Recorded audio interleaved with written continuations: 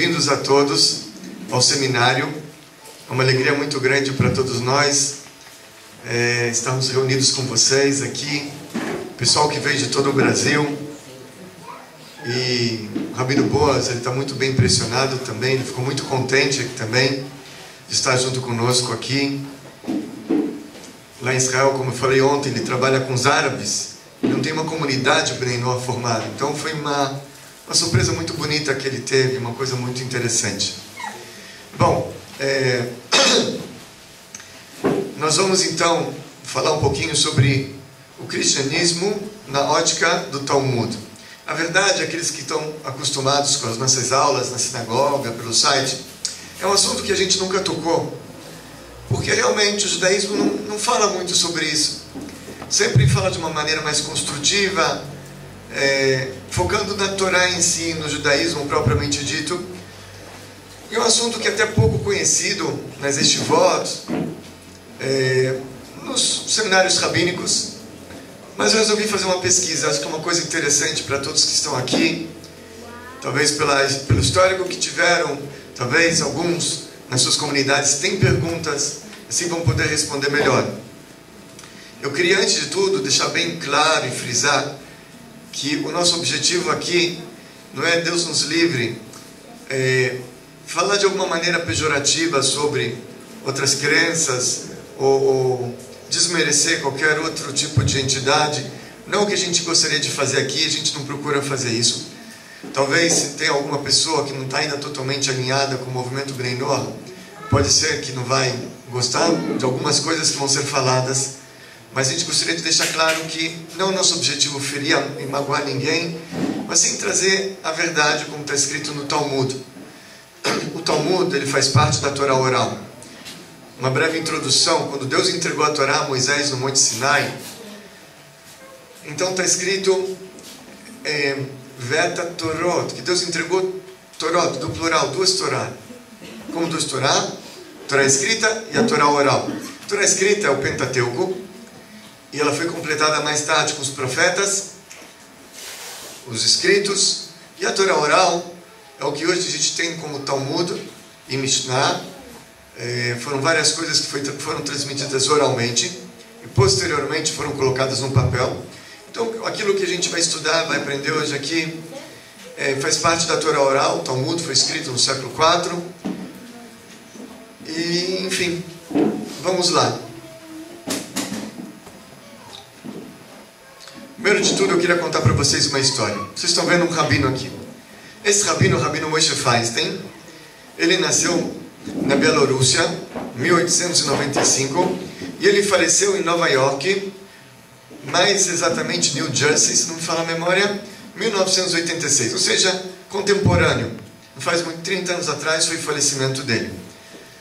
Ele é um rabino muito inteligente, ele escreveu muitos livros sobre leis modernas, leis da Torá, Halachá.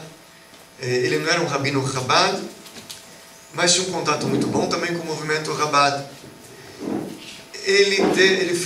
Inclusive, perguntaram sobre ele, sobre Bnei Noach, sobre mitzvot, Bnei Noach, e ele escreveu algumas coisas que hoje em dia outros rabinos provaram o contrário. Enfim, ele teve também uma participação no movimento Bnei Noach, com algumas halachot que ele escreveu. E com ele aconteceu uma história muito interessante. Ele, quando era jovem, ainda na Bielorrússia, o pai dele era o rabino da cidade. E ele era um rapaz ainda relativamente jovem. E foi procurado por uma das pessoas, um dos judeus que moravam naquela cidade. Queriam falar com ele. Ele foi até a casa daquele cidadão, daquele judeu. O cidadão estava deitado, doente, estava com a boca ferida. E ele falou: eu vim aqui, eu te trouxe aqui porque eu precisava te contar uma coisa. No sábado, na sexta-noite, nós estávamos reunidos na mesa do Shabat, fazendo a refeição do Shabat. E era a porção que falava sobre as duas filhas do Lot. Lot, ele fugiu de Sodoma, Sodoma foi destruído. E realmente a porção que estamos lendo então essa semana coincidiu, nada por acaso. Sodoma foi destruída. Eles fugiram, Lot fugiu com sua esposa e duas filhas.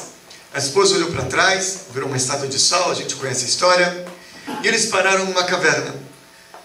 A mais velha, ela vira para a mais nova e falou: olha, um outro segundo dilúvio, a humanidade foi destruída, só sobrou nós duas e papai. O que vai ser do mundo? Deus falou para Noé que precisa procriar, frutificar, e agora a gente tem que se preocupar com isso. Apareceu um vinho então na caverna, aconteceu um milagre, tinha lá um vinho. Elas deram para o pai um pouquinho de vinho, e mais vinho, até que na primeira noite então a mais velha, ela deitou com o pai e ela engravidou. A segunda noite a mesma coisa, a mais nova deitou com o pai, engravidou também do pai. E depois de 9 meses nasceram 2 crianças. A primeira deu o nome da criança de Moab. Moab significa Me'av. O que é Abba em hebraico? Pai. O que é Me'av?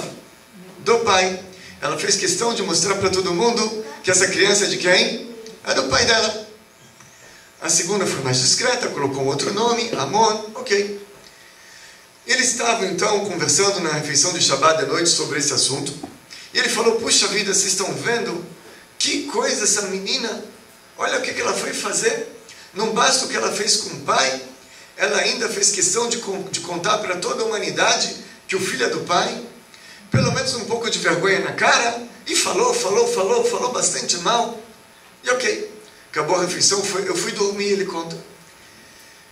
E de noite no sonho, me veio 2 meninas, 2 moças jovens, com uma túnica comprida branca. Elas brilhavam. E uma virou para mim e falou: olha, nós somos as 2 filhas do Lot. E nós viemos até você, porque eu queria te dizer que a história não foi bem assim como você está pensando. Saiba que eu podia fazer uma outra coisa. Naquela época já tinha acontecido milagres para muitas pessoas. O Abrão foi jogado numa fornalha de ferro, era parente do Lot.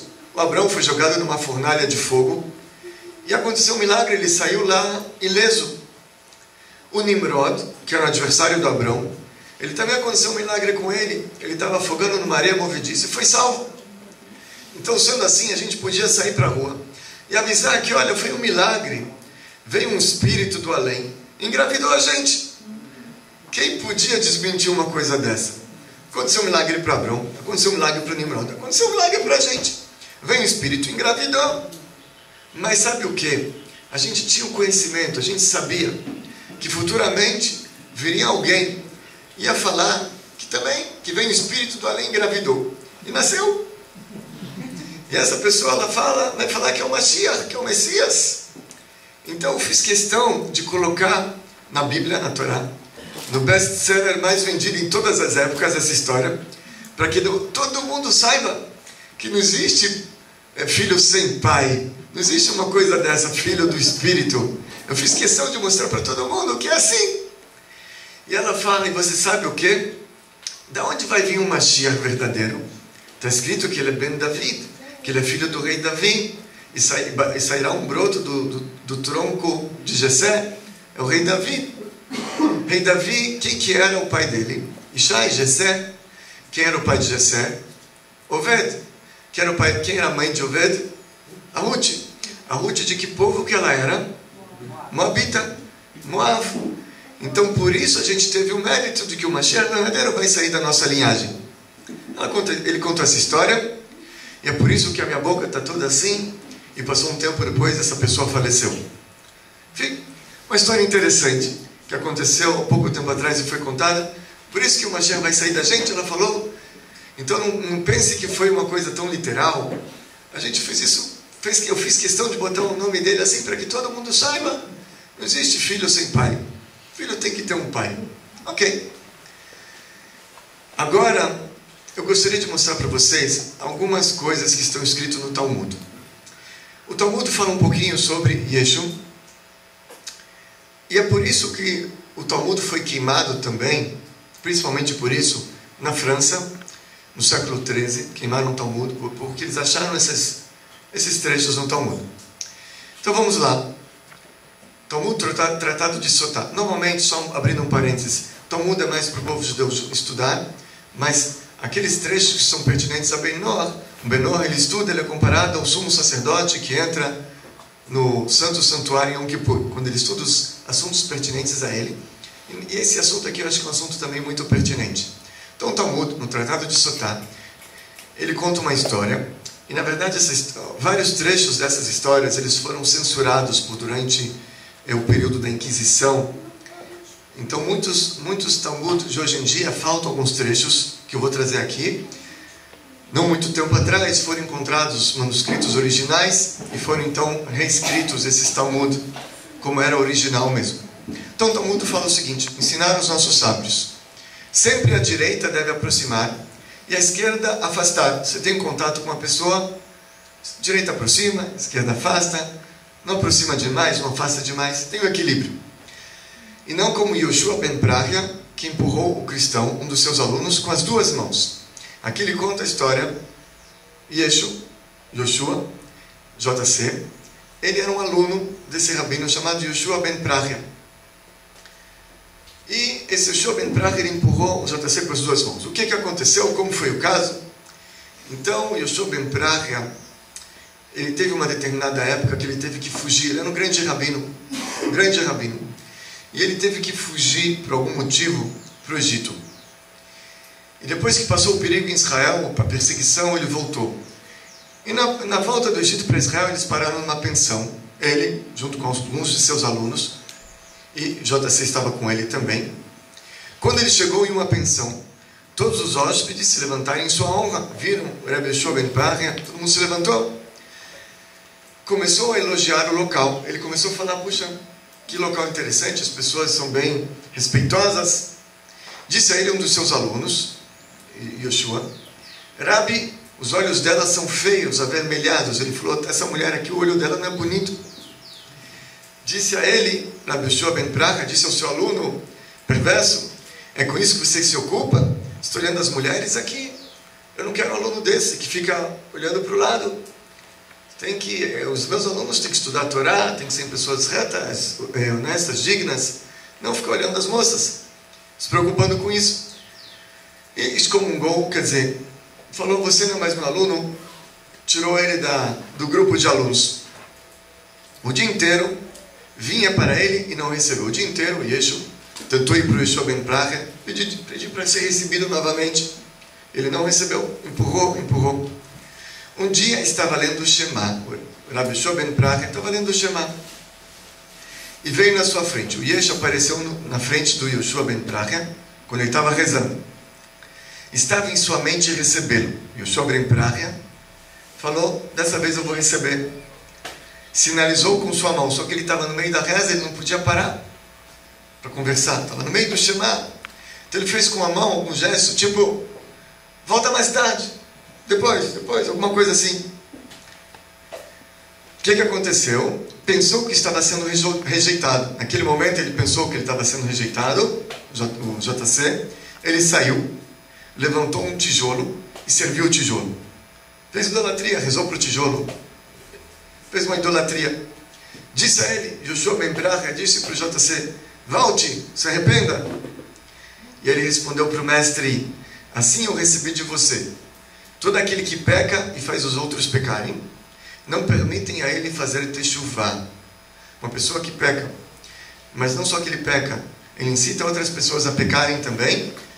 Então lá de cima dificultam muito para que ele volte para as origens, faça teshuvá, volte para Deus. E ele falou: como eu já fui muito longe, não só que eu pequei, ele incitou também o povo judeu a pecar. Então ele falou: eu não tenho mais conserto, chega. Pois falou o Senhor, Yeshua fez magia negra, a gente vai ver daqui a pouco onde ele aprendeu, instigou e perverteu o povo judeu e pecou, levando o povo judeu a fazer idolatria. Então assim, na verdade, eu sei que eu não conheço muito bem a história do cristianismo, Constantino, século III, todas essas histórias não é minha praia. Realmente, com certeza, muitos conhecem bem melhor do que eu. Mas, de acordo com essa história, na verdade, quem fez o cristianismo foi mais lá para frente. De acordo com o Talmud, a gente vê que não. Que o Yeshua já começou, também tem culpa na praça, também tem culpa no cartório. Ele começou já a fazer idolatria, ele começou a instigar o povo também a fazer idolatria atrás dele. Apesar de que o nome era Yoshua, muitas vezes o Talmud fala Yeshu só. Porque Yeshu é Yud, Shin, Vav, são 3 letras, e são as iniciais das palavras Imach, Shemo, Bezichro, de não muito abençoada memória, ao contrário. Então, então eu sei que hoje em dia na internet os historiadores eles contestam se realmente ele existiu, se ele não existiu, se foi, se não foi. Existem muitas dúvidas sobre isso, dúvidas históricas. Os historiadores falam que a gente não tem provas históricas que ele existiu. Todo mundo fala que ele sim existiu, a gente está vendo aqui. Só que o que é interessante, esse Yoshua ben Praria, que a gente está vendo aqui, ele foi muito antes da destruição do templo, mas 4 ou 5 gerações. Então ele foi mais ou menos 150 anos antes da Era Comum, 100 anos pelo menos antes da Era Comum. Eu posso tentar verificar depois mais precisamente. Então, o JC, que as pessoas falam que foi 2.000 anos atrás, de acordo com o Talmud, não foi. Foi 2.100, 2.200 anos atrás, mais ou menos. Nós temos um outro tratado de Talmud, tratado de Gittin. Nesse tratado, ele conta uma história muito interessante. Tinha um rapaz, o nome dele era Onkelos. Esse Onkelos, ele era sobrinho neto de Nero. Nero, aquele que botou fogo em Roma. E esse, sobrinho neto... Não era sobrinho neto de Nero, ele tinha alguma relação, mas ele era sobrinho neto de Titus, o que destruiu o templo. E ele começou a procurar um caminho na vida dele. E no final das contas ele acabou se convertendo, virou um judeu, virou um grande estudioso da Torá, enfim, virou uma pessoa famosa até. Esse Onkelos, determinado momento da vida dele, antes dele se converter, ele fez uma prática idólatra chamada Ov. Existe uma proibição na Torá que a pessoa não pode fazer um Ov. Ele fez um Ov, uma prática idólatra, onde a pessoa pega um certo tipo de osso, bota na boca, ele escuta uma voz. E ele, com essa prática idólatra, ele conseguiu atrair algumas almas lá de cima para conversar com essas almas. A primeira alma que ele atraiu foi de quem? Foi do Titus, do tio-avô dele. E quando o Titus apareceu para ele, ele falou: Titus, tio, o que você conta? O que está acontecendo aí em cima? Ele falou: olha, meu amigo, aquilo que eu deixei no meu testamento está acontecendo comigo aqui em cima. O que ele deixou no testamento, Titus? Que destruiu o templo. O Titus, quando ele destruiu o templo, ele pegou muitas coisas do templo, objetos, utensílios, botou na embarcação para ir para Roma. No meio do caminho, começou uma tempestade no mar muito forte, o barco queria afundar. E ele falou: esse Deus dos judeus, ele quer fazer guerra comigo. Ele falou: só tem força no mar. Ele afundou o faraó no Egito, no mar, não sei quem mais no mar, ele só tem força no mar. Ele trouxe o dilúvio para acabar com o pessoal daquela geração. Ele quer também fazer guerra comigo no mar. Se ele é forte, ele falou, Titus, que ele venha fazer guerra comigo na terra firme. Eu quero ver. Saiu uma voz do céu e falou: perverso, filho de perverso. Eu tenho uma criatura no mundo que se chama mosquito. Eu quero ver você fazer guerra com o meu mosquito. Naquele momento, entrou um mosquito pela narina do Titus, foi para a cabeça e ficou lá no cérebro dele, comendo o cérebro lá. Até conta a história de que aquilo doía, perturbava 24 horas por dia. Ele estava ficando louco, o Titus. Ele passou na frente de um ferreiro que estava batendo a bigorna. Aí, quando ele batia na bigorna, o mosquito parava, não comia mais o cérebro dele. Falou: já tem uma solução. Medicina alternativa. Contratou uma opção de ferreiros, ficavam 24 horas lá batendo ferro do lado da cama dele, e o mosquito parou. Só que depois de algumas semanas o mosquito se acostumou com o barulho e voltou a comer. Morreu. Acabou morrendo de quê? IML, atestado de óbito, mosquito no cérebro. Só que antes dele morrer, o que ele fez? Ele falou: esse Deus dos judeus, ele estava com muito medo. Ele falou: eu peço que me cremem e peguem minhas cinzas e espalhem pelos 7 mares. para que Deus os judeus não consiga me juntar e fazer guerra comigo depois também. Ele deixou no testamento. Aí ele falou: tio, o que está acontecendo com você em cima? Ele falou: está acontecendo aquilo que eu deixei no testamento, sobrinho. Todo dia me queimam, pegam minhas cinzas e espalham pelos 7 mares. No dia seguinte devolvem, queima de novo, 7 mares. Todo dia a mesma história. Ok? Está escrito: na medida que a pessoa mede, Deus mede para ele também. Aí vem a continuação do tratado. Eu não trouxe o primeiro trecho. A continuação fala o seguinte: ele trouxe o Bilam no alvo. Se lembram do Bilam? Aquele profeta perverso que queria amaldiçoar o povo judeu. Perguntou para ele, o Onkelos perguntou para o Bilam: o que é importante nesse mundo? Respondeu: Israel. Na verdade, não nesse mundo, no mundo que você está, porque aqui eles eram perseguidos. Então, no mundo vindouro, o que é importante? Eu falei: Israel é importante. O que você acha de eu me grudar a eles? Está junto com eles? O que você acha? Respondeu: não busque a paz e a bondade para com eles nunca. Ele era um perverso. Mesmo lá em cima continuava odiando os judeus. Falou: não busque a paz com eles, odeie eles. Enfim. Disse a ele, um que nos perguntou para o Bilam: o juízo deste homem qual? Eu traduzi literal o Talmud. Tentei traduzir mais literalmente. Então ele perguntou: o que está acontecendo com você aí, meu amigo? O juízo de você, o juízo final, o que está acontecendo com você? Respondeu: em sêmen fervendo. Falou: me cozinho em sêmen fervendo todo dia. Por quê? Porque o Bilam, não sei se se lembram da história, ele tentou amaldiçoar o povo judeu algumas vezes, e na hora que ele abriu a boca só veio bênçãos, correto? Depois ele falou: tem uma ideia. O Deus dos judeus não gosta de promiscuidade. Ele contratou 24 mil prostitutas, e o povo judeu pecou, e aí sim veio uma epidemia. Aí ele conseguiu matar muitos judeus. 24 mil judeus morreram numa epidemia, fruto desse pecado que eles fizeram com prostitutas. Então, sendo que esse foi o grande pecado dele, lá em cima ele, na mesma medida, pagam para ele. E depois, esse Onkelos, ele trouxe Yeshu no ovo, trouxe o JC no ovo. O Talmud, ele fala os perversos judeus, e numa outra, na versão mais antiga, que foi censurada, estava lá Yeshu.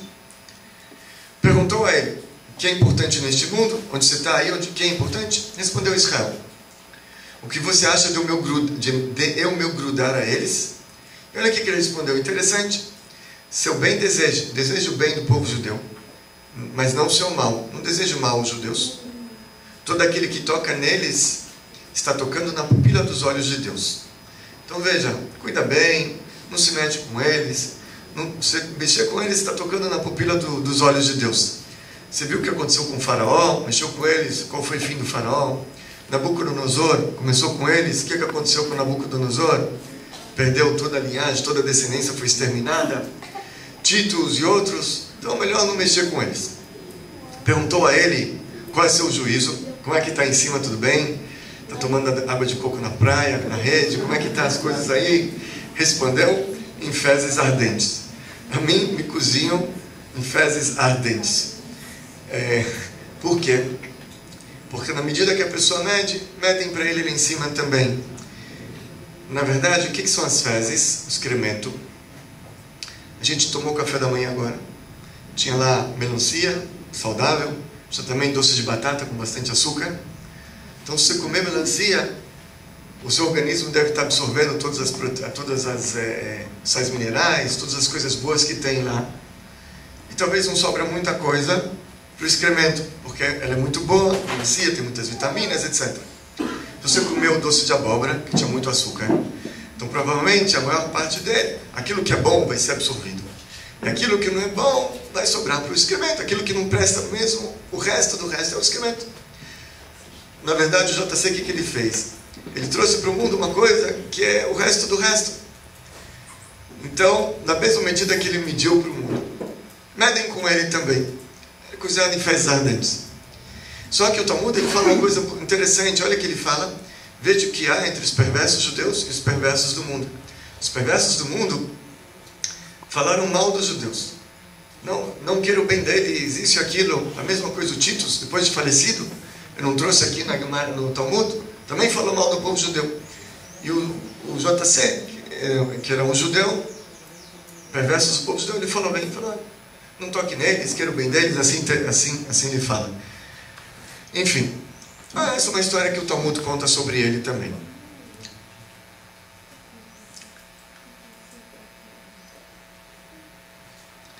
Mais um Talmud, Sanedrim 43a, estudamos, na véspera de Pesach, enforcaram Yeshu.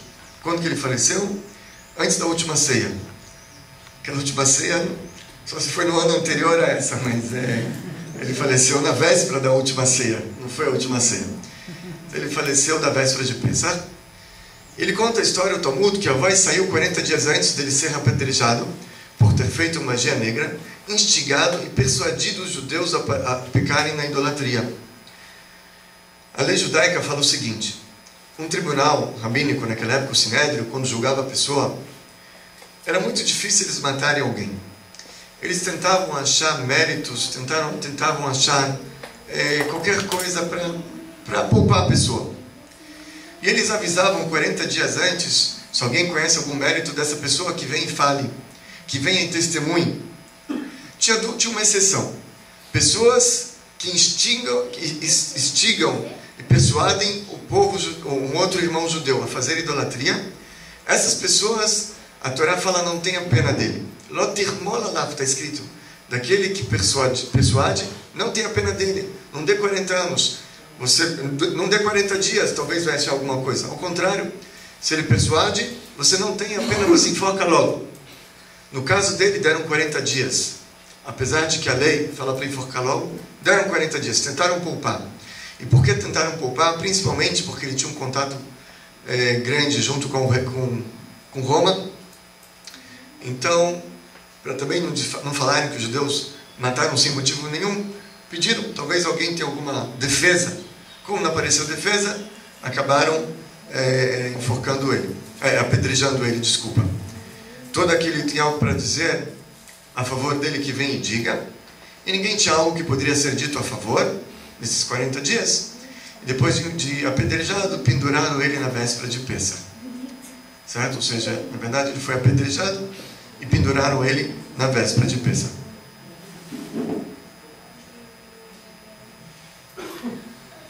E aqui tem uma outra Guimará em Sanedrim. E é muito interessante porque essa Guimará aqui, esse Talmud, no século XIII, teve uma discussão na França sobre o Talmud.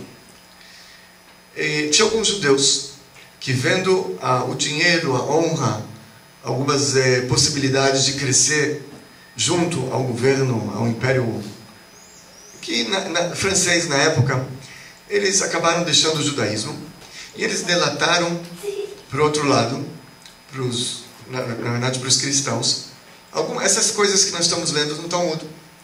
Sendo assim, foi convocado um rabino para responder sobre isso. E se ele não respondesse à altura, provavelmente o decreto seria um pogrom, acabar com o povo judeu que estava por ali. Esse rabino foi Rabbi Hillel de Paris. Pediram para ele vir e responder essas perguntas. Como vocês falam que o nosso Salvador, o nosso Deus, é uma coisa dessa? Estão falando mal do nosso Deus, como a gente acabou de ver agora. E trouxeram em primeiro lugar esse Talmud aqui. E falaram assim: e assim fizeram para o filho de Estada em luto. E o penduraram na véspera de Pesach. Tinha um filho de Estada, penduraram ele na véspera de Pesach. A gente acabou de ver que quem que foi pendurado na véspera de Pesach? O Yeshu. E aqui falam que foi um filho de Estada. Então pergunta o Talmud: filho de Estada? Filho do Pantera. Não foi Estada, ele é filho do Pantera, um soldado romano. E disse Rav Hizda: não, então vamos falar o seguinte, não está tendo uma contradição aqui. O marido era o Estada, o que teve a relação com a mãe era o Pantera. Ele fala então o Talmud: marido? Não, era Papus, filho de Iuda. O pai desse Yeshu não era nenhum Estada, era um tal de Papus, filho de Iuda. Como assim? Então vem o Talmud e explica. Então diga, você deve ler da seguinte maneira: Não era que o pai era Estada, a sua mãe era Estada. Você não entendeu? Ele era filho de Estada, porque a mãe, o nome dela era Estada. Pergunta o Talmud, sua mãe? Maria. Papos Miúda com Maria? Como assim? Então, como disseram em Pumbedita. Pumbedita era uma academia talmúdica muito grande que tinha naquela época na Babilônia. Em Pumbedita, como disseram em Pumbedita, Estada, em hebraico, vem da palavra se desviou. Vocês conhecem aquela palavra sotá, aquela mulher que trai o marido? Sotá. Estada, parecido, vem da mesma origem etimológica. Estada, ela se desviou de seu marido. A mãe era Maria mesmo. Só que apelidaram ela de Estada, se desviou. Certo? Então, trouxeram esse Talmud por Rabbi Hiel de Paris. Falaram, como é que você explica uma coisa dessa? Você está falando mal do nosso Deus, do nosso Messias? Como você está falando uma coisa dessa? E ele respondeu, falou, olha, eram dois Yeshua, tinham dois. Um é esse filho de Estada, da Maria, do Papos. E tinha um outro que era aluno do Rabbi Shua ben Pracha.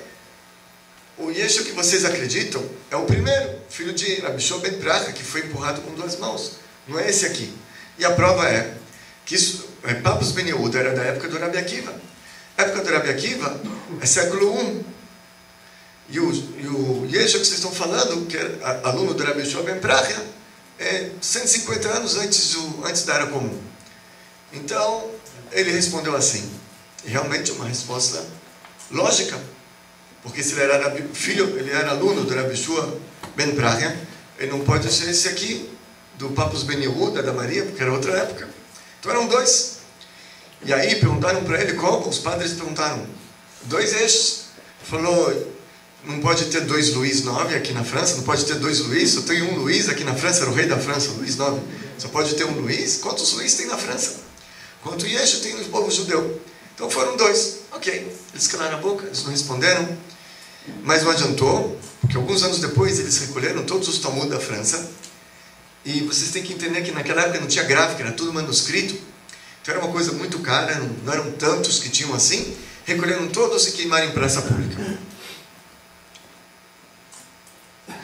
E o Tosafot, que é um comentarista do Talmud, era da época do Rabbi Hiel ben Paris, século XIII, ele também fala a mesma coisa. Ben-Stada, disse Rabbeinu Tam, ele era o neto do Rashi. Este Ben-Stada não era o Yeshua. E esse que está em colchete também foi censurado, foi achado depois. Pois Ben-Stada, sobre o qual falamos aqui, era no tempo de Papos ben Yehuda, que era contemporâneo de Rabbi Akiva. E Yeshua foi no tempo de Yoshua ben Pracha. E Rabbi Yoshua ben Pracha foi muito antes de Rabbi Akiva.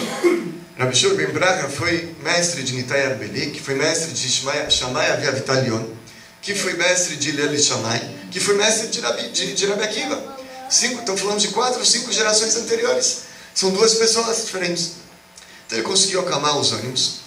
E realmente é uma coisa que, lógica. Então se realmente foi assim ou não, existem discussões qual Yeshua é o verdadeiro. Se é aquele primeiro, se é o segundo. Enfim, ele existiu. A gente não sabe qual que foi.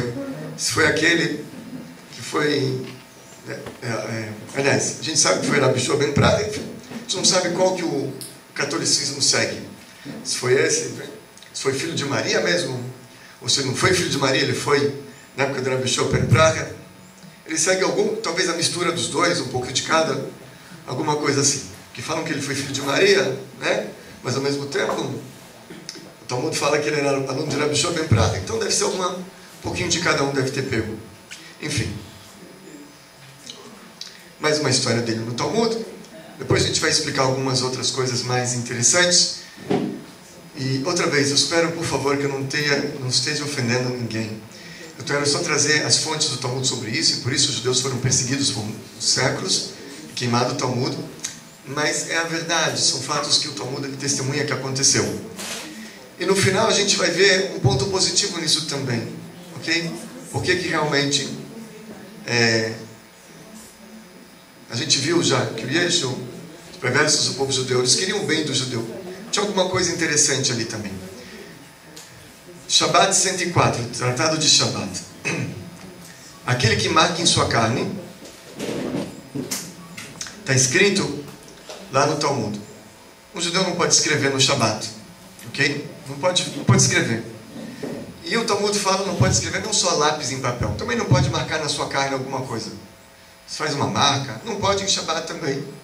Não estamos falando de tatuagem. Isso fora do Shabbat também é proibido. Era uma prática idólatra. Breinor também não deve fazer.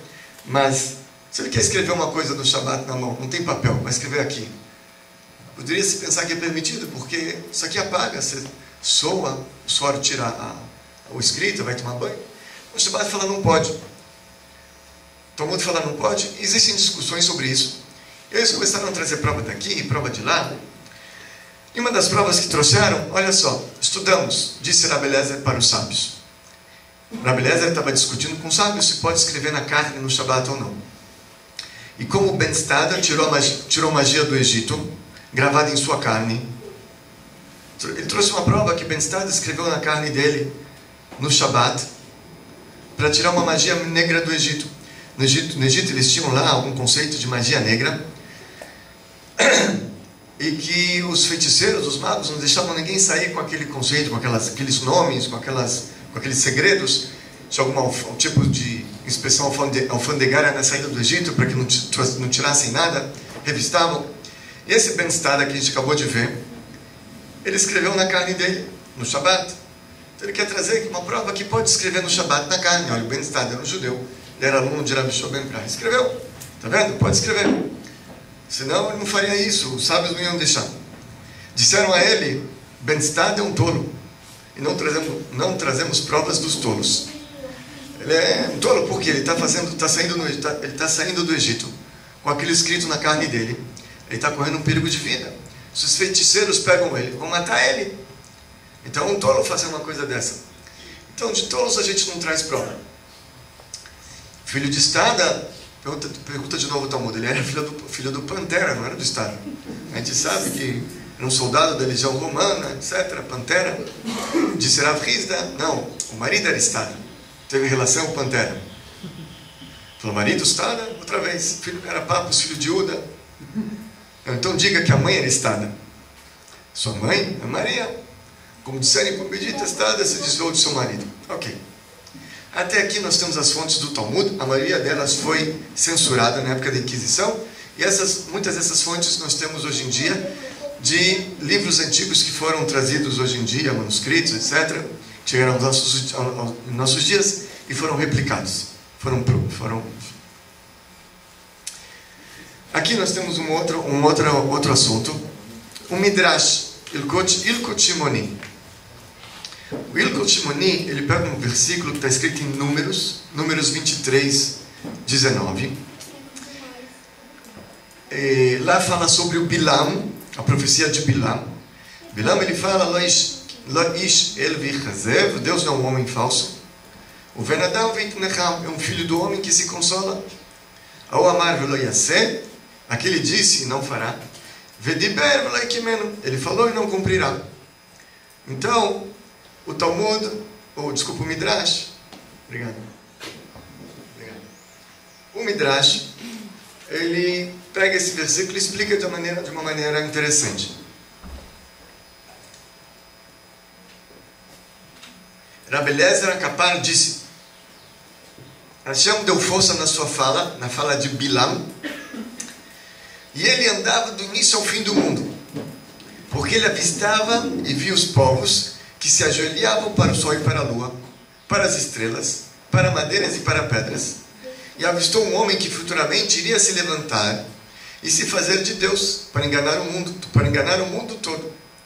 Portanto, colocou força em sua fala para que todos os povos da terra escutem. E o que o Bilam falava? E assim falava, Deus não é um homem falso. Ele falava, preste atenção para não vacilarem atrás daquele homem. Como está escrito, Deus é um homem falso. Se ele disser que é Deus, ele é um falso. Profetizou já sobre o JC. Ele continua o versículo, a segunda parte. E um filho do homem que se consola, o Benadam veitnecham. Ele futuramente dirá que é filho de Deus. Não só Deus, mas filho de Deus. E não um ser humano. Porém já está escrito, é o filho do homem que consola. Desculpe, não o filho do... O Venadão, exatamente. E um filho do homem que consola. Ele não é filho de Deus, ele é filho do homem. E ele continuava falando. Aquele disse e não fará. Profetizou Bilam que ele enganaria a todos, dizendo que ele faleceria e voltaria no fim dos dias. O que o Bilam continua no versículo? Ele disse e não fará. E veja o que está escrito no final, na continuação, um pouquinho depois em Deuteronômio, na continuação. Oi Miriam Misumokel. Bilam, ele fala, oi do que viverá daquele que colocou Deus. O que ele falou, Bilam? Disse Bilam, oi de quem viverá daquele povo que escutou aquele homem que se autoproclamou Deus. Parte do povo judeu foi atrás dele, que se proclamou Deus. Então, oi daquele povo que viverá, que escutou aquele homem que se proclamou Deus.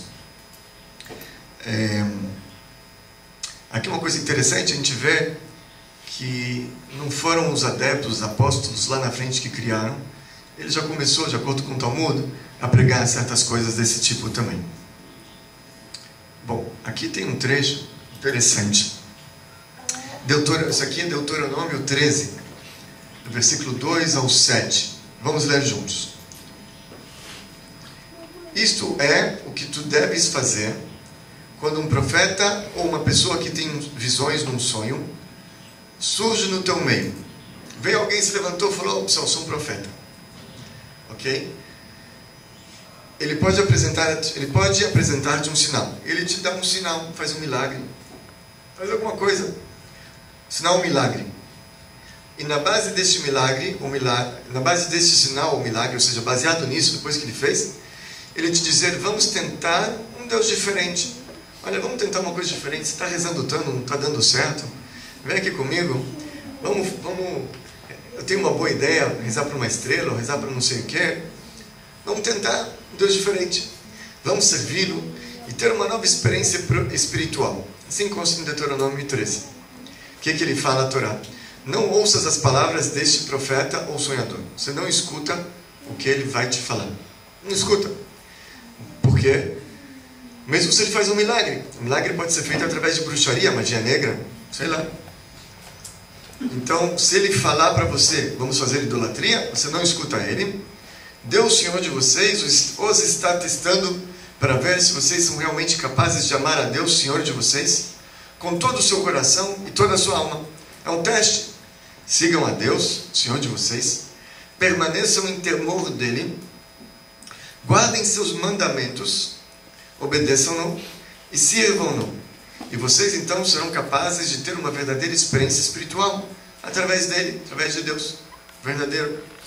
Este profeta ou sonhador deve ser morto por ter falado de modo rebelde contra Deus, Senhor de vocês, que os tirou da terra do Egito e te redimiu da casa de escravos. Ele estava tentando te deixar o caminho de Deus, teu Senhor, ordenou-te caminhar e tu deves extirpar este mal do meio de ti. Ok, é um trecho. E aqui, quando a gente chega nesse trecho, tem um comentarista, o nome dele era Balaturim. Balaturim era um homem, um grande gênio, século também 12, 13, por aí, mais ou menos. Aproximadamente ele na época das cruzadas, eu acho. Então, mais ou menos século 13, não é isso? E ele escreveu um comentário muito interessante sobre esse trecho. Só que também foi um comentário que foi censurado com o tempo, foi achado não muito tempo atrás. E ele pega o versículo 3, se não me engano, o versículo 2, que acabamos de ler. O versículo fala assim: quando se levantar de dentro de você. O que é de dentro de você? De dentro do teu povo. Não é alguém que vem de fora e fala, olha, não um amalequita, um moabita, jebusita, que fala, olha, vem testar o meu Deus, eu tenho umas estrelas ótimas, eu tenho uns santinhos assim, excepcionais, funciona. Não, vem alguém de dentro de você, do teu povo. Um profeta, um sonhador, ele se diz profeta, ele fala, eu tive visões, eu sonhei, eu eu sei que vai acontecer no futuro, ele te faz alguns sinais, e lhe der um sinal, um milagre. E ele pegou essa palavra de dentro de você, em hebraico, Bekir Becha, de dentro de você, e ele falou, vamos fazer o valor numérico dessa palavra. A gente sabe que cada letra em hebraico tem um valor numérico, correto? Vamos ver quanto que dá de dentro de você. Ele começou a fazer a conta, olha lá. Bekir Becha, de dentro de você.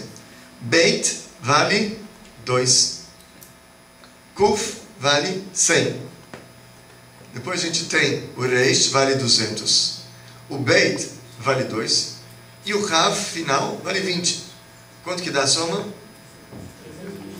Muito bem. A soma vai dar aqui 324. De dentro de vocês, 324. Ele pegou e falou, vamos fazer o valor numérico de esta é a mulher. Zu Aisha. Zain vale 7. O Vav vale 6. O Rei vale 5. O Aleph vale 1. O Shin vale 300. O Rei vale 5. Zu Aisha, esta é a mulher. Quanto que vale? 324. Então esta é a mulher que falamos a Astada, agora atrás, a Maria, enfim, como quiserem chamar. Esta é a mulher, vale de dentro de vocês, porque ele veio de dentro dela, de dentro do povo, de dentro dela também. Dá o mesmo valor numérico. E depois, no versículo, ele fala assim, quando se levantar de dentro de você um profeta. Ele falou, vamos fazer a conta, quanto que dá um profeta? Profeta em hebraico é Navi. Eliahu a Navi. Elias o profeta, Navi. Navi se escreve Nun, que vale 50. Beit, que vale 2. Yud, que vale 10. Aleph vale 1, que no total vai dar 63, 63. Um profeta vai dar 63. Ele falou, vamos pegar e vamos tentar fazer então o valor numérico de Ubená e o filho dela, e seu filho. Quanto que dá Ubená e seu filho? Então Vav vale 6, Beit vale 2, Nun vale 50, e Rei vale 5. Quanto que dá? Quanto? 63 de novo. Então, Navi, o profeta, e seu filho também, os dois valem o mesmo valor numérico. Se a gente pega então, Bekir Becha Navi, de dentro de vocês um profeta, vai dar exatamente o valor numérico de esta é a mulher e seu filho. O que a Torá fala sobre isso? A gente viu então, acabamos de ler. A Torá fala, quando surgir de dentro de você um profeta, ou seja, quando surgir de dentro de você uma mulher, esta é a mulher e seu filho, e te dá um sinal, e falar, vamos servir outros deuses, como a gente viu no Talmud que ele mandou fazer. Então não ouças as palavras desse profeta, Deus está te testando, ele fez um milagre, não vai atrás dele, é magia, outra coisa. E esse profeta, o Senhor deve ser morto, por ter falado de modo rebelde contra Deus. Foi exatamente o que aconteceu. Esse trecho foi censurado por muitos anos, e foi achado recentemente nos livros mais antigos. Ok? Interessante, né? Que bate certinho. E tem muita coisa interessante, a gente vai continuar também daqui a pouco. Mas antes de a gente continuar falando sobre isso, eu queria talvez nesse momento abrir um pouquinho, talvez o pessoal já tenha algumas perguntas. Alguém quer fazer algum comentário? É uma coisa interessante, eu nunca dei aula sobre isso. É a primeira vez que eu pesquisei realmente, né? Sempre o pessoal conhece outro tipo de aula sobre a Torá, mas acho que também é interessante a gente conhecer um pouquinho esse lado também, né?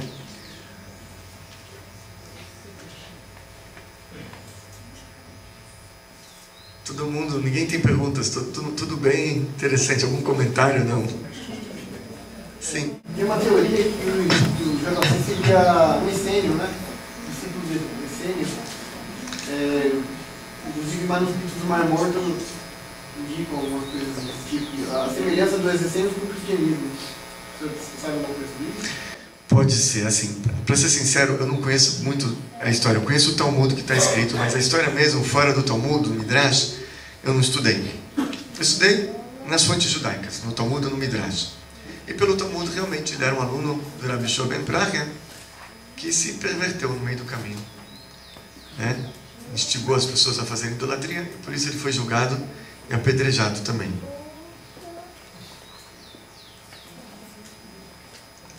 Oi, Flávio. Tem alguma relação do nome dele com o de Esaú?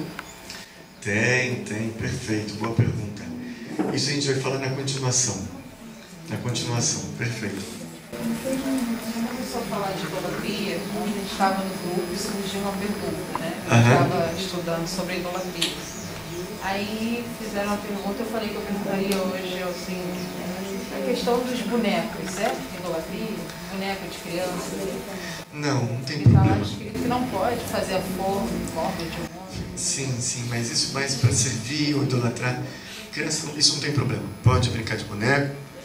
Minhas crianças têm bonecos em casa, não tem problema não. Oi, Rafael. Tem uma fonte um amigo que ele disse que no vídeo no YouTube que ele foi enterrado em Cefat, debaixo de uma bananeira. Tem. Isso é do Arizal. O Arizal foi um dos maiores cabalistas que nosso povo já conheceu e teve. O Arizal, pra vocês terem ideia quem foi esse homem, ele faleceu cedo, aos 38 anos. Ele veio para Israel aos 36, ele ficou no Egito estudando, e durante 2 anos ele ensinou muita Kabbalah para os seus alunos, para os seus discípulos. O Rebbe que era anterior ao Arizal era o Remak, Rabbi Moshe Cordovero, está enterrado também em Tzfat. E o Rabbi Moshe Cordovero era um cabalista, e ele chamou os alunos antes de falecer e falou: chegou o momento de eu devolver o depósito ao Criador, a alma que foi depositada a ele. E após o meu falecimento, vai vir alguém orientar vocês. A orientação dele vai ser um pouquinho diferente da minha. A visão que eles tinham de Kabbalah era um pouquinho diferente. O Arizal, ele inovou de uma maneira fantástica a Kabbalah. Não que inovou, ele mostrou segredos ocultos e fantásticos da Kabbalah. E ele falou para os alunos, mesmo que ele explique coisas que eu não expliquei, e até um pouco diferentes, vocês continuem, vão atrás dele. Perguntaram, mas como a gente vai saber quem é esse homem? Falou, no meu funeral ele vai ver uma coluna de fogo. No meu funeral ele vai ver um fogo. Ok. E foi uma semana antes disso, Deus falou para o Arizal, era um profeta. Falou, volta à terra de Israel, vai para Tzfat, e lá você vai conhecer um pupilo, que você vai transmitir todo o seu conhecimento a ele. Ok. E ele voltou, ele chegou em Tzfat, Safed, norte de Israel, no dia do cortejo fúnebre desse Remak, do Rebbe Moshe Cordovero. Ele se reuniu ao cortejo, e de repente ele vira para a pessoa que está do lado e falou, está pegando fogo. Aí ele segurou a mão dele e falou, não está pegando fogo. Mestre, tudo bem, daqui a pouco eu lhe explico. E ele se tornou um mestre, era um homem fantástico. Naquela época, também morava na cidade de Safed, Tzfat, Yosef Karo. Rabbi Yosef Karo foi aquele que escreveu o Shulchan Aruch. Rabbi Yosef Karo, ele estudava com um anjo toda noite. O anjo vinha, era o Riash Iloni, e dava aula para o Yosef Karo. Um dia, o Rabbi Yosef Karo resolveu convidar o Arizal para um almoço. Queria conversar com o Arizal. O Arizal veio, e o que o Rabbi Yosef Karo serviu no almoço? Filé mignon. Bom, gostoso, né? Macio, ótimo. Só que tem um problema aqui. Yosef Karo, ele era sefaradi. E os sefaradim, eles comem o filé mignon. Porque no filé mignon, a parte traseira do boi, passa um nervo ciático. Os judeus não, é proibido pela Torá comer o nervo ciático. Então, quando você sabe tirar bem o nervo ciático, a carne você pode comer. E os sefaradim comem. Só que os ashkenazim, eles, por precaução, eles não comem de jeito nenhum filé mignon. Nem se tirar o nervo ciático, eles não comem. Para não correr o risco de alguém esquecer algum pedacinho do nervo ali. Costume. O Yosef Karo, ele era de origem sefaradi. O Arizal também era de origem sefaradi, só que ele tinha costumes cabalísticos pela Kabbalah. Ele não queria comer nervo, não queria comer filé mignon. Então, ele viu o filé mignon na frente dele, o que ele faz? Ele pega o dedo assim, ó, tirou o nervo ciático do filé mignon que estava ali. O Rebbe Yosef Karo falou, perdão, desculpe, eu não estou entendendo. Eu mesmo tirei esse nervo ciático da carga, não estou entendendo o que está acontecendo, desculpe. Ele falou, não, tá bom, tem as batatas, a gente come aqui, cenoura, tá ótimo, salada, tem problema. À noite, quando o anjo veio estudar com Yosef Karo, ele falou, não estou entendendo, eu tirei lá o nervo ciático do filé mignon. Como é que ele tirou o nervo ciático de novo? O anjo falou, não se preocupa, Yosef Karo, não se preocupa, Rebbe Yosef. Porque esse Arizal que almoçou com você, ele não tirou o nervo ciático do filé mignon. Ele tirou o nervo ciático da mesa. Era o Arizal, é um homem assim, muito, muito grande. E o Arizal, meu amigo, eu estou perdendo o fio da meada já. O que você perguntou, Rafael? Estou com algum problema. Oi? Se ele foi enterrado numa bananeira. Boa, então o Arizal ele escreve no livro dele. Preciso comer fósforo. Tem que tomar cuidado que eu falo, a Gisele vai preparar fósforo para mim daqui a pouco. Só. O Arizal ele escreve no livro dele onde estão enterrados vários tzadikim, em Tzfat, ele aponta, está aqui, ele vai dando as coordenadas, e nesse trecho, desse trecho também, nesse livro ele fala, e tal lugar, ele dá as coordenadas, está enterrado Yeshu, o cristão. Agora, é claro que é um absurdo dizer que o Arizal não sabia estudar o Talmud, que a gente está estudando. O Talmud fala quem ele foi, o que ele fez. Com certeza o Arizal sabia quem ele era, não era um justo. Somente o que, como está enterrado tantos justos naquele local, ele vai apontando os justos, e como o Yeshu também está enterrado. E é interessante que as pessoas saibam algo histórico, enfim, talvez para alguém vai interessar. Ele escreve também. Mas a gente não pode afirmar que já que ele apontou, o Arizal disse que ele está enterrado lá naquele local onde está enterrado outro justo, que ele é um justo também. Ele foi enterrado no mesmo local, mas na mesma região. Mas não que realmente, não podemos dizer uma coisa dessa, que ele era o justo. Agora, uma coisa interessante, talvez a gente pode explicar esse trecho do Arizal. A gente vai ver no final da aula que não é assim. Uma pessoa não faz uma revolução no mundo tão grande se ele é um nada, um zero à esquerda, um perpétuo. Alguma coisa tinha lá que ele conseguiu fazer uma coisa tão grande. Boa ou ruim, estrago ou conserto, não vamos entrar no mérito da questão. Mas ele fez uma revolução mundial por 2000 anos. Então, alguma coisa tinha que ter lá dentro para ele poder ter causado tudo isso. E talvez o Arizal, como ele era cabalista, ele sempre vê a parte interna de tudo. Podemos talvez tentar explicar alguma coisa assim. É bem assim, difícil, mas explicando normalmente é que ele era o que está escrito no Talmud, realmente. O Arizal é o Ari, como o senhor fala? É, Ari. Rabbi Yitzhak Luria.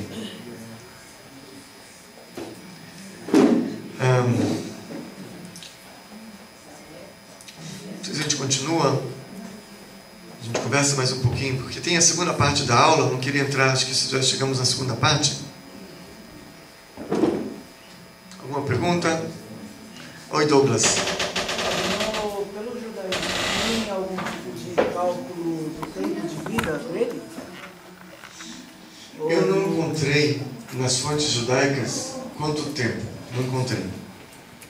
Não sei te dizer, nas fontes judaicas eu não encontrei, nas pesquisas que eu fiz. O NT ele fala muito sobre os milagres que a idolatria fez e praticou. Ele tem alguma ligação com a Cabala? A gente viu aqui que ele aprendeu magia negra no Egito.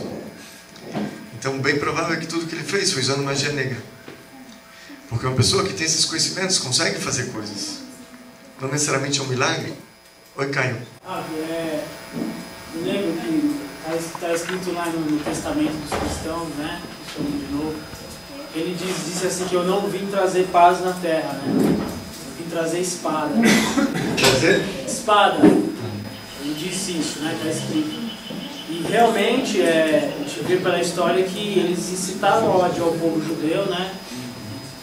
O próprio livro deles fala que o povo judeu fala coisas negativas contra o povo judeu, ao invés de cumprir a profecia que estava escrito que, na verdade, nós tínhamos que seguir o exemplo do povo judeu, né? De aprender com eles as 7 mitzvot, a Torá. Então, assim, realmente existe algo de positivo nisso, Rabi, de ter enganado tantas gerações por tantos anos. Isso não. Isso, nesse ponto de vista, não. A gente vai ver no final, Maimônides ele fala uma coisa interessante sobre toda essa história. Maimônides, ele fala uma coisa muito bonita sobre isso tudo. É interessante a gente ver cada vez mais pessoas hoje procurando o judaísmo. É uma mudança histórica fantástica, porque o judaísmo, os judeus sempre foram perseguidos. Tinham medo de ser judeus, eles fugiam, eram exilados. E hoje em dia a gente vê uma mudança, as pessoas querendo ser judeus, querendo absorver os preceitos judaicos, introduzir os preceitos judaicos. Eu vou contar uma história para vocês. Faz acho que uns 2 anos atrás, isso, 1 ano e meio, quando foram inaugurar uma casa parecida com o Templo de Salomão lá no Brás. Eles tiveram antes da inauguração, 1 mês antes, eles tiveram a acusação do Ministério Público que eles iam causar um caos urbano na região. E eles se preocuparam, o Ministério Público não queria deixar inaugurar. Eles contrataram um engenheiro de tráfego, de trânsito, para fazer um laudo, um estudo, para ver se vai causar um caos urbano ou não. Esse engenheiro de trânsito, ele reza lá na nossa sinagoga no Brooklyn, é o Sérgio Eisenberg, que provavelmente ele vai estar amanhã conosco aqui. Ok, eu conversei com ele, confirmou, se depois eu esqueci de lembrá-lo, vamos ver se eu consigo lembrá-lo para ele vir. O Sérgio Eisenberg, e ele é um judeu religioso, ele anda com uma kippá. Ele, inclusive, ele é repórter da Globo. Aqueles que moram em São Paulo assistem esse PTV, Trânsito, aparece um Sérgio Eisenberg. Ele contrataram ele para fazer um laudo, para ver se vai causar um caos urbano ou não.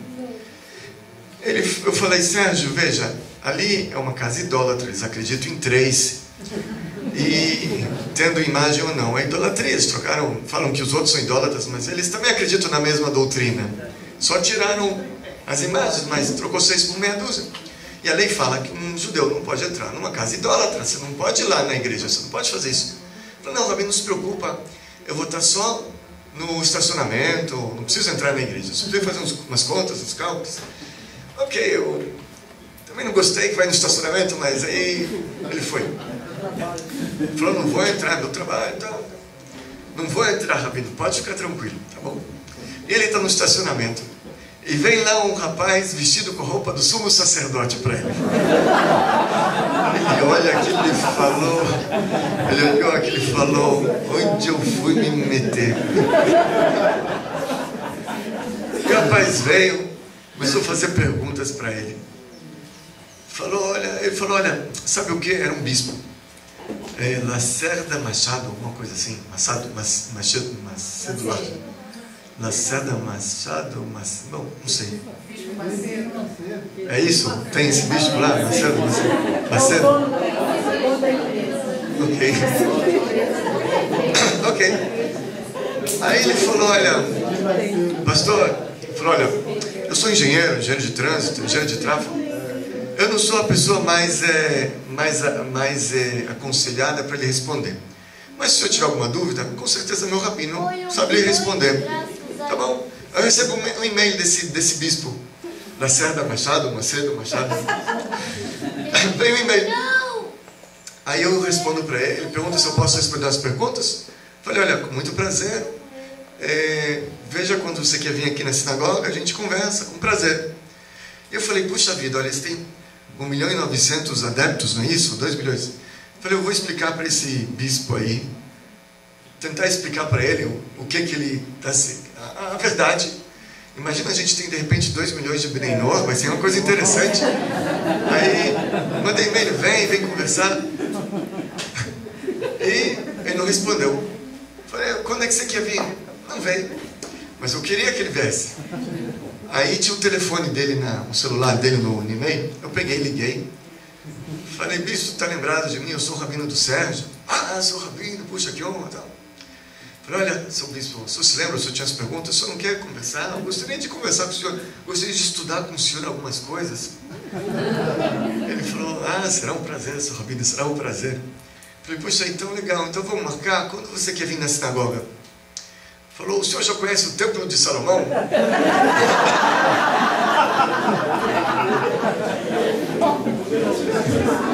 Eu falei para ele, olha, antes disso, eu falei, olha, São Macedo, vou lhe falar uma coisa. Eu vi, me falaram, mostraram as fotos. Vocês agora estão usando kippah, usando talit, barba. E você sabe, dentro da comunidade judaica, a repercussão não foi boa, eu falei para ele. Eu não expliquei porquê, mas é porque incomoda os judeus, vocês sabem. Um judeu que não usa, ele vê um outro que não é obrigado e está usando, e está vendo a verdade na frente dele, aquilo incomoda ele. Então, a repercussão, de uma maneira geral, da comunidade judaica foi eles ficarem incomodados, não gostaram. Falei, mas se o senhor quer saber a minha opinião, eu gostei muito.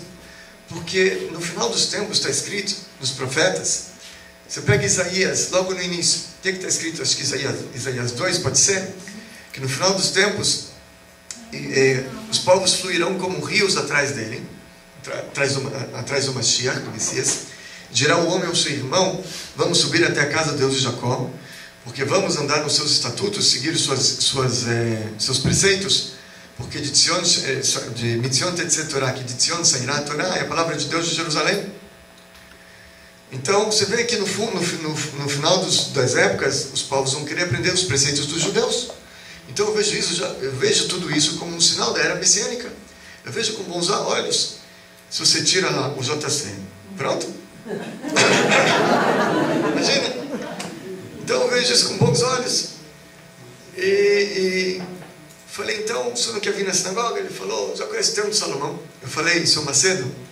Machado? Não sei se era mais. Ok. Eu falei, seu Macedo, eu não posso ir aí. Não expliquei porquê, né? Não posso mais magoar a pessoa, não expliquei porquê. Eu não posso ir aí. Mas se o senhor não pode vir numa sinagoga, a gente senta num parque, num shopping center, a gente troca uma ideia, um lugar neutro, não tem problema. Não, eu posso ir na sinagoga, sim, posso sim. Falei, então quando você quer vir? Aí ele marcou comigo segunda-feira, 10 da manhã. Eu estou na sinagoga 10 da manhã, ansioso, esperando pelo seu Macedo. 10, 10 e meia, 11 horas, meio-dia, o homem não vem, nem mandou e-mail. Ficaram com medo da verdade, né? Vamos falar assim.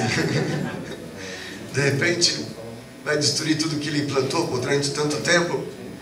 Então, a gente vê que os povos já estão buscando isso, né? É uma mudança interessante. Vou contar uma história para vocês, outra história. Tinha um judeu certa vez, tinha um senhor no metrô de Nova York. Ele estava no metrô, um chapéu parecido com o meu, uma barba, um paletó preto. E o metrô para em uma estação, abre a porta, e entra ali um rapaz com calça jeans, camisa polo, senta do lado do senhor. Ele começa a conversar. Falou, olha, você não precisa aqui nos Estados Unidos usar essa roupa. Você pode ser um bom judeu como eu estou vestido. Você acha que eu não sou um bom judeu só porque eu estou de calça jeans? Sabe, eu também guardo o sábado, o Shabbat. Você quer saber o como kasher também? Eu não preciso chamar atenção aí fora de tanta gente, né? Você não precisa andar assim. Isso era bom para os nossos antepassados na Europa. Aqui na América é diferente. Aí o senhor, ele vira para o rapaz. Fala, só me desculpa, eu não sei o que você está falando. É que eu sou Hamish. Sabe aquele Hamish da aveia quaker? Hamish. Aí ele olhou, o rapaz com a cara assim de bobo, né? O senhor desculpe então. O senhor desculpe, eu não quis lhe ofender. Eu falei, imagina, não ofendeu nada, imagina. Olha, eu uso essa roupa, vou lhe explicar. É que meu pai sempre usou, sabe? Meu avô sempre usava. É tradição de família, é a nossa cultura. Eu procuro preservar.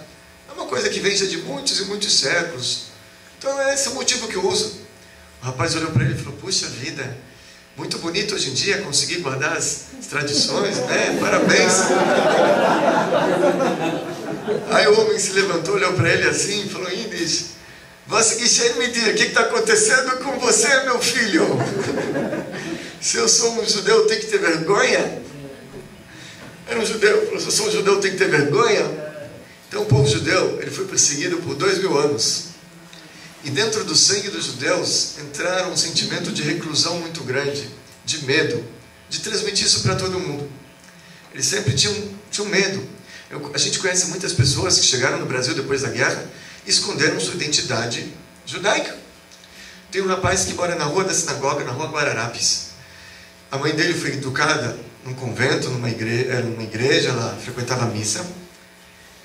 E ele achou uma carta da avó dele materna, contando para a mãe que ela era judia e que ela escondeu a identidade depois da guerra, porque ela teve medo, aqui no Brasil, de uma outra perseguição. E teve muitos casos desses. Entrou no sangue. Eu me lembro, eu tinha 18 anos, eu estudava numa estival, um seminário rabínico em Petrópolis. Eu desci, final de semana, para o Rio de Janeiro. Eu fui na sinagoga. Pediram para falar algumas palavras. Eu comentei alguma coisa sobre a relação entre judeus e não judeus, não me lembro exatamente o que era, mas levantou um senhor lá do fundo, uma bengala, ele veio para cima de mim, na mão dele tinha uns números gravados. Ele veio para cima de mim, e seguraram ele queria me bater. Eu falei, o que foi? Ele falou, você não pode falar uma coisa dessa, você é um louco. Eles tinham medo, imagina, de falar uma coisa. O que a gente está falando hoje em dia era messiânica já. Porque um judeu nunca se atreveu a mostrar isso, nem para o filho dele. Eles tinham medo. Então isso que está saindo agora era messiânica, que a gente pode transmitir a verdade, transmitir o que realmente está escrito, conscientizar as pessoas da verdade. Então, respondendo agora, voltando para a pergunta do Sidney, muitos movimentos, eles buscam o judaísmo porque esse é o futuro. No futuro todo mundo vai estar ligado à Torá de Deus, à divindade, ao eterno, aos preceitos, ao judaísmo. Assim está escrito nos profetas, Isaías, Sofônias, Zacarias, assim está escrito. Só que o Maimônides, ele fala o seguinte, existe uma condição para você fazer tudo isso. Você tem que acreditar num Deus único. Você tem que acreditar num Deus só. Quando você começa a misturar outras coisas, isso já não é judaísmo. Aí você está longe do judaísmo, pelo menos externamente, como a água está do vinho. Quando você pega coisas, preceitos básicos no judaísmo, e você deturpa isso, então você já não está seguindo a Torá. A Torá fala outra coisa. Então você pode fazer tudo, mas você tem uma condição, você tem que acreditar na veracidade da Torá, do judaísmo. Tem que ser um Benor. O Maimônides, ele escreve isso. Um Benor, ele pode cumprir a maioria dos preceitos, mas ele tem que ser um Benor, primeiro de tudo. Sim. Eu tinha duas perguntas, mas uma o senhor já respondeu. Eu ia perguntar por que durante, agora eu não sei se mais 2016 ou 2100 e pouco, bagunçou um pouco minha cabeça, agora eu já não sei mais quando é que começou a contar isso. Por que durante tanto tempo o povo judeu foi meio que na dele, assim, meio que né? Mas o senhor já explicou que foi um motivo de preservação. De medo, sim, preservação, sim. Agora, dentro do cristianismo, tudo vai-se para o inferno, né? Então, se a gente não fizer isso, vai para o inferno, se não fizer aquilo, tudo vai para o inferno. Na visão do judaísmo, o cristianismo comete a idolatria, mesmo quem não adora imagens, está cometendo idolatria. Essas pessoas que durante todos esses 2000, sabe, sei lá quantos anos, acreditaram no cristianismo, cometeram a idolatria e... Ok, eu vou tentar te responder. Vou dar duas respostas, ok? A primeira resposta, assim, uma pessoa que eu entendo que essas pessoas talvez não são culpadas, né? Elas receberam algo e elas contestaram, receberam isso de uma maneira que era uma verdade para eles. Tinha um general do exército nazista, ele falava assim, que uma mentira falada 1000 vezes vira uma verdade. Uma mentira falada 2000 anos vira o quê? Incontestável. Até porque se contestava a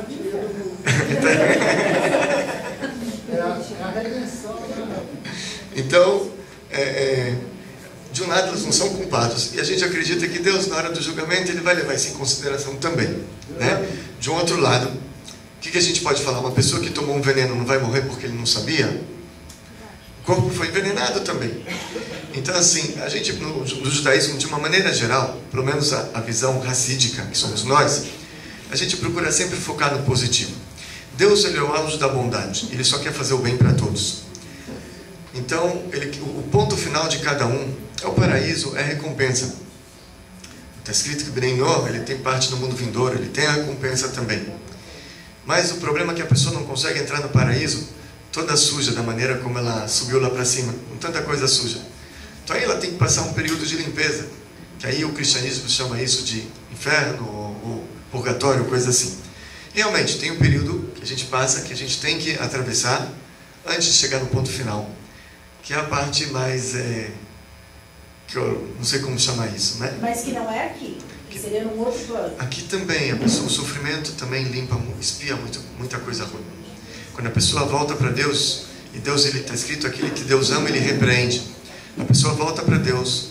Então, às vezes acontecem sofrimentos. Deus ele traz esses sofrimentos para limpar a pessoa. Mas Deus, ele é o auge da bondade. Tudo que ele faz é bom, é para o bem. Nem sempre a gente entende, mas é para o bem e é bom.